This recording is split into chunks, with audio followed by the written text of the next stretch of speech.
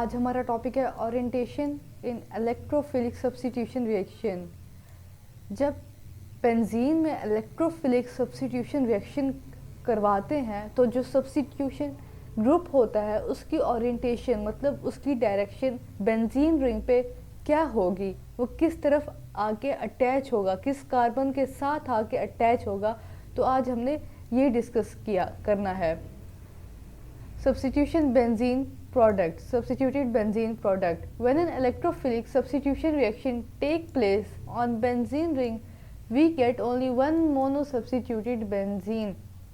ये हमने स्टार्ट में पढ़ा था चैप्टर के कि बेंजीन सिर्फ एक मोनोसब्स्टिट्यूटेड प्रोडक्ट बनाता है, क्योंकि हर कार्बन की जो पोजीशन है वो सेम है। चाहे आप किसी भी कार्बन पे एक सब्स्टिट्यूशन लगाओ, वो कार्बन नंबर 1 ही बनेगी। तो वन मोनो सब्स्टिट्यूशन के केस में सिर्फ एक प्रोडक्ट बनता है, because all the 6 position in the ring are equivalent. मतलब आप अगर x यहाँ पे लगाते हो तो इस x को आप कार्बन नंबर 1 का नाम दोगे, अगर यहाँ लगाते हो तो इस x को नाम कार्बन नंबर 1 का दोगे, तो इक्विवेलेंट होगे ये सारे के सारे कार्बन, इसलिए सिर्फ एक मोनो सब्स्टिट्यूटेड प्रोडक्ट बनता है। However the introduction of second group, लेकिन जब हम सेकेंड सब्स्टिट्यूशन करते हैं, सेकेंड ग्रुप की सब्स्टिट्यूशन करते हैं, the ring may give 3 isomeric di substituted product. Ring जो है वो 3 तरह के सब्स्टिट्यूटेड प्रोडक्ट दे सकता है, डाई सब्स्टिट्यूटेड प्रोडक्ट। और 2 मेटा पैरा। अब ये जो 2 पोजीशन है ये पैरा पोजीशन आएंगी, ये जो है ये 2 ऑर्थो पोजीशन, और ये जो 2 है ये मेटा पोजीशंस हैं।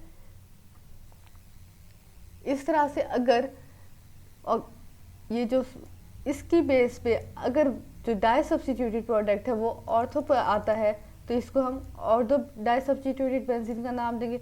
अगर इसके लिहाज से ये जो डाई सब्स्टिट्यूटेड प्रोडक्ट है ये मेटा पे आता है तो इसको हम मेटा डाई सब्स्टिट्यूटेड बेंजीन का नाम देंगे।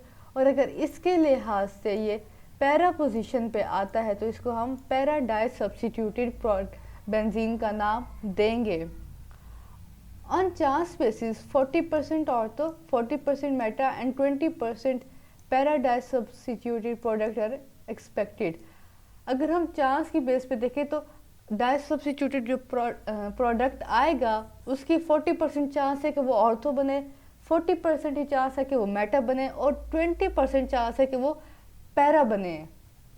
But the actual di substitution of benzene does not follow this principle of chance. लेकिन असल में वो इस प्रिंसिपल ऑफ चांस को फॉलो नहीं करता। Example, chlorination of nitrobenzene. अब नाम से पता चल रहा है कि बेंजीन के साथ नाइट्रो ग्रुप पहले से अटैच होगा, उसमें हम क्लोरीन ऐड करेंगे तो ये बनेगा chlorination of nitrobenzene. M chloronitrobenzene is the main product of following halogenation reaction. Chlorine halogen है तो इसको हम हेलोजिनेशन रिएक्शन भी कहेंगे। अब ये नाइट्रोबेंजीन में जब हमने क्लोरीन ऐड किया है तो इसकी बेसिस पे ये कार्बन अपनी सिलेक्ट करेगा जो पहले से जो मोनो सब्स्टिट्यूटेड प्रोडक्ट मौजूद है उसकी वजह से ये डिसाइड करेगा कि मैंने किस कार्बन के साथ आके अटैच होना है। अब इसमें हमने कैटलिस्ट लिया FeCl3। अब इस सब्स्टिट्यूटेड प्रोडक्ट की वजह से जो क्लोरीन है वो आके अटैच हुआ है मेटा पोजीशन पर, और एक हाइड्रोजन जो निकला है उसने क्लोरीन के साथ रिएक्शन करके HCl बनाया है। और यहाँ पे M क्लोरोनाइट्रोबेंजीन, M क्यों लिखा है क्योंकि ये मेटा पोजीशन पे है, इसलिए M क्लोरोनाइट्रोबेंजीन बनाइए। फिर है नाइट्रेशन ऑफ क्लोरोबेंजीन। अब क्या है, बेंजीन ऐसा बेंजीन जिसमें पहले से क्लोरीन मौजूद है उसमें हम नाइट्रो ग्रुप ऐड करेंगे तो नाइट्रेशन ऑफ क्लोरोबेंजीन बनेगा। इसमें था क्लोरीनेशन ऑफ नाइट्रोबेंजीन, इसमें है nitration of chlorobenzene. The mixture of O chloronitrobenzene and P chloronitrobenzene is obtained from the nitration of chlorobenzene। जब हम क्लोरोबेंजीन की नाइट्रेशन करते हैं तो हमें दो तरह के प्रोडक्ट मिलते हैं, या तो ये ऑर्थो पोजीशन पे ऐड होगा या ये पैरा पोजीशन पे ऐड होगा।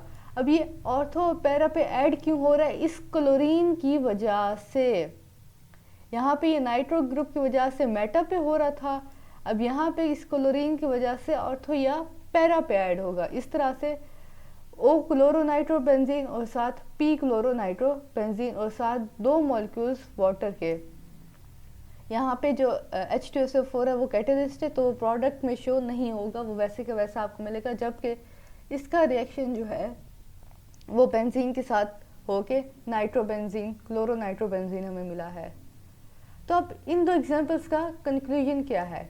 It means that the group present in the monosubstituted benzene ring has directive effect and this determines the position of or orientation for new incoming group. अब conclusion क्या है कि पहले से जो मोनोसब्स्टिट्यूटेड प्रोडक्ट है उसकी बेस पे उसका जो इफेक्ट होता है वो डिटरमाइन करता है कि जो दूसरा सब्स्टिट्यूशन प्रोडक्ट ग्रुप आ रहा है वो कहाँ पे अटैच होगा, आया वो ऑर्थो पे होगा, मेटा पे होगा या पैरा पे होगा। वो जो मोनोसब्स्टिट्यूटेड पहले से एक सब्स्टिट्यूशन ग्रुप है वो डिसाइड करेगा कि इसने कहाँ पे आना है। तो इस तरह से इस बेस पे दो टाइप्स ऑफ ग्रुप हैं, एक है ऑर्थो एंड मेरा डायरेक्टिंग ग्रुप, एक है मेटा डायरेक्टिंग ग्रुप। अब हम इनको डिस्कस करते हैं कि ये है क्या। Ortho and para directing groups, the group release electron to the benzene ring, thereby facilitating the availability of electrons to the electrophile at ortho and para position। ये जो ग्रुप हैं अगर ये अटैच हैं एज अ मोनो सब्स्टिट्यूटेड, अगर ये पहले mono substitution में ये ऐड हैं तो ये जो है बेंजीन रिंग को, अब यहाँ पे जैसे CH3 है ये मोनो सब्स्टिट्यूशन प्रोडक्ट है, ये क्या करते हैं, ये अपने इलेक्ट्रॉन्स जो हैं वो बेंजीन रिंग को दे देते हैं। अब बेंजीन रिंग को देते हैं तो इलेक्ट्रॉन्स ज़्यादा हो जाते हैं किस पोजीशन पे, पैरा पे, ये दोनों पैरा पे हो जाएंगे और ऑर्थो पे ये अपने इलेक्ट्रॉन्स पैरा और ऑर्थो पोजीशन पे दे देते हैं, जिसकी वजह से this result in increased chemical reactivity of benzene ring towards electrophile.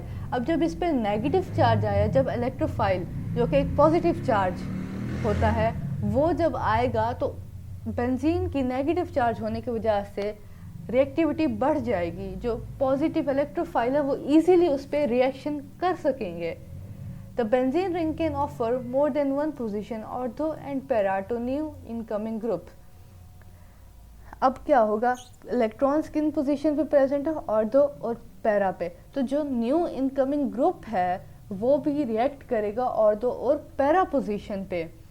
These groups are called ortho and para directing group. तो ये जो ग्रुप हैं जैसे कि CH3 है जो कि इनकमिंग ग्रुप को ऑर्थो या पैरा पोजीशन पे भेज दे, उनको हम नाम देते हैं ortho and para directing group. अब जैसे यहाँ पे हमने एग्जांपल ली, यहाँ पे हमने एग्जांपल ली है ये है मिथाइल बेंजीन की। अब यहाँ पे क्या है, हमने नाइट्रेशन की है, नाइट्रेशन ऑफ टोलिन के, क्योंकि मिथाइल ग्रुप है तो इसको टोलिन भी कहते हैं। तो जब हमने इसकी नाइट्रेशन की है, CH3 के होने की वजह से नाइट्रोजन या तो ऑर्थो पोजीशन पे आएगा या पैरा पोजीशन पे, किसकी वजह से, इस मोनो सब्स्टिट्यूटेड ग्रुप की वजह से, और साथ वाटर रिलीज होगा। The electron raising effect of methyl group is significant and it may bring a good nucleophile. Due to this increased reactivity, more nitro group can enter the ring. अब जो methyl group है ये efficiently जो है वो benzene ring को electrons देता है, जिसकी वजह से नेगेटिव चार्ज आने की वजह से जो बेंजीन रिंग है वो एक अच्छा न्यूक्लियोफाइल बन जाएगा, और इलेक्ट्रोफाइल जब आएगा तो वो इस पे इजीली रिएक्ट कर जाएगा इसकी ओर, क्योंकि बेंजीन रिंग की रिएक्टिविटी इंक्रीज होगी। तो इसलिए एक से ज़्यादा नाइट्रो ग्रुप भी ऐड हो सकते हैं। अब ये बेंजीन रिंग है, अब इस पे जब हम एक यहाँ पे पहले से ऐड हुआ, फिर दूसरा हमने पैरा पे ऐड, लेकिन होंगे किस पे, ऑर्थो या पैरा पे, क्योंकि ये ortho and para directing group है। अब यहाँ पे क्या है, यहाँ पे दोनों जो है वो ऑर्थो पोजीशन पे ऐड कर दिए हैं, मेटा पे ऐड नहीं हो सकता, और साथ 2 वाटर मॉलिक्यूल्स। तो ये बना 2,4 डाइनाइट्रोटोलीन और ये बना 2,6 डाइनाइट्रोटोलीन। इस तरह से अब इसमें जब हमने HNO3 नाइट्रो ग्रुप ऐड किया तो यहाँ पे 3 पोजीशन पे ऐड हुआ। यहाँ पे आप 3 लेंगे, इनको बैलेंस कर लेंगे।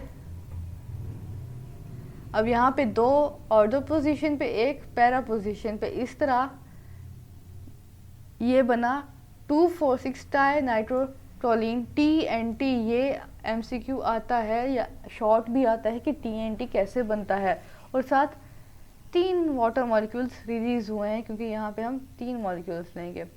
Other example of ortho and para directing group, ये जितने भी ग्रुप हैं ये सारे जब दूसरा सब्स्टिट्यूशन ग्रुप पाएगा उसको या ऑर्थो पोजीशन पे भेजेंगे या पैरा पोजीशन पे भेजेंगे। इनको आपने अच्छी तरह याद करना है। फिर है मेटा डायरेक्टिंग ग्रुप, वो मोनो सब्स्टिट्यूटिव प्रोडक्ट जो न्यू प्रोडक्ट को मेटा पोजीशन पर भेजते हैं। न्यू जो ग्रुप होता है उसको मेटा पोजीशन पे भेजेंगे, ये ऑर्थो या पैरा पे नहीं भेजेंगे, सिर्फ मेटा पे भेजेंगे। This group withdraw electrons of the benzene ring towards themself. अब ये जो ग्रुप है ये जब अटैच होगा बेंजीन के साथ, ये क्या करेगा, बेंजीन से इलेक्ट्रॉन्स अपनी तरफ खींच लेगा।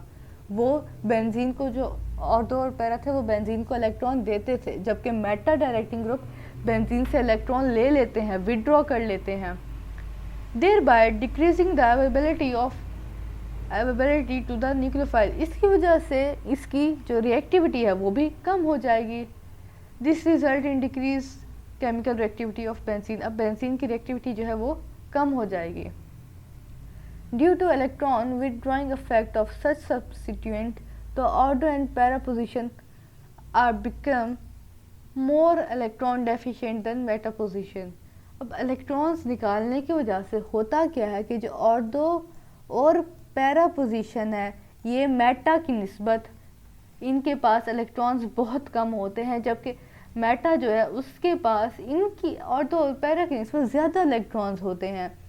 Thus, the incoming electron will prefer to attack the meta position rather than ortho and para position। तो इस वजह से जो इलेक्ट्रोफाइल आएगा वो ऑर्थो या पैरा पे रिएक्ट करने की बजाय मेटा पे रिएक्ट करेगा। तो ऐसे ग्रुप कहलाते हैं मेटा डायरेक्टिंग ग्रुप। अब एग्जांपल लेते हैं नाइट्रेशन ऑफ नाइट्रोबेंजीन। अब नाइट्रोबेंजीन में जब हमने नाइट्रेशन की तो ये बना M डाई नाइट्रोबेंजीन, मतलब जो नाइट्रो ग्रुप जो सेकंड सब्स्टिट्यूटेड ग्रुप है वो आके अटैच हुआ है मेटा पोजीशन पर और साथ water. The substitution of third nitro group is not possible. अब यहाँ पॉसिबल क्यों नहीं है, क्योंकि इलेक्ट्रॉन्स लिमिटेड थे।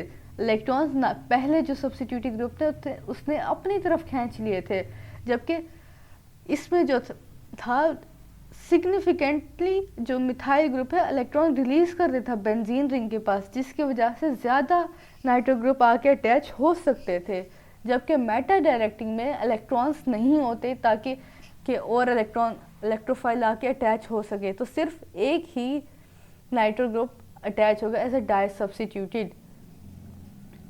Other example of meta directing group, अब ये जो है ये जब भी as a mono substituted groups होंगे बेंजीन के साथ, तो ये इनकमिंग जो दूसरा न्यू ग्रुप आएगा सब्स्टिट्यूशन के लिए तो उसको ये मेटा पोजीशंस पे भेजेंगे, ऑर्थो या पैरा पे नहीं भेजेंगे। तो ये था आपका आज का लेक्चर।